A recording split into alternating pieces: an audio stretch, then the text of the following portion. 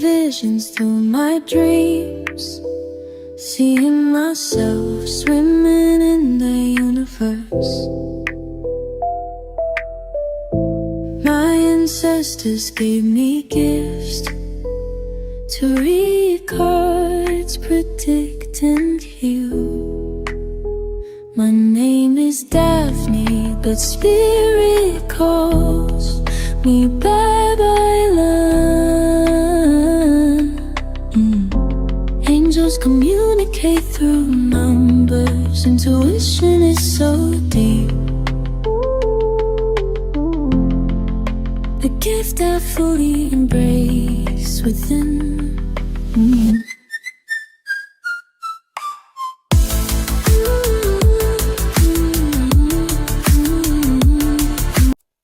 Hindi mo alam ngayon kung magdedire-diretso itong pagpa-pursue, no, ni person sa'yo.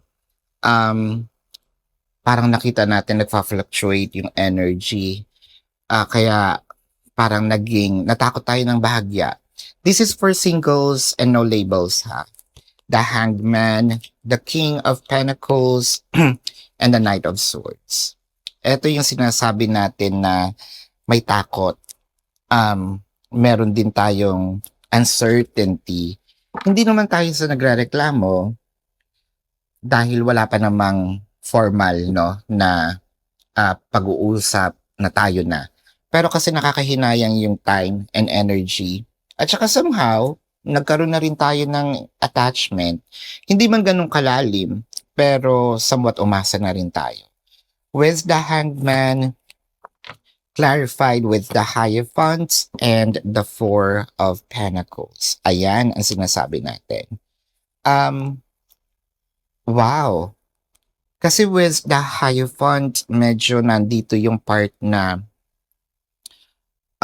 maraming bagay ang pwedeng nangyayari ngayon. Tapos, with the Four of Pentacles, we're still holding on dito sa connection. Or probably si itong person na ito, kapag nafe-feel niya na lumalayo ka, parang hinihila ka niya na huwag kang umalis. May ginagawa lang ako. Marami siyang alibis. Ngayon, hindi mo alam kung papaniwalaan ko ba ito? Or baka naglolo ko lang. Sabihin natin confused si person. Hindi sa personality niya, hindi sa sexual orientation niya. Confused si person kung ready na ba siya, no, na magkaroon ng relationship. Parang tanga kasi pumasok-pasok sa connections at nakipaglandian tapos sasabihin hindi ako ready. Pero meron talaga mga ganun tao.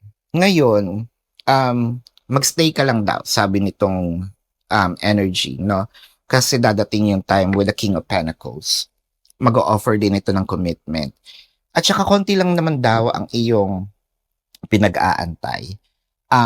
I feel like may inaayos ito sa past para makatawid na siya, no, dito sa future with you. For some reason, nakakakita ako na very intelligent itong person na ito.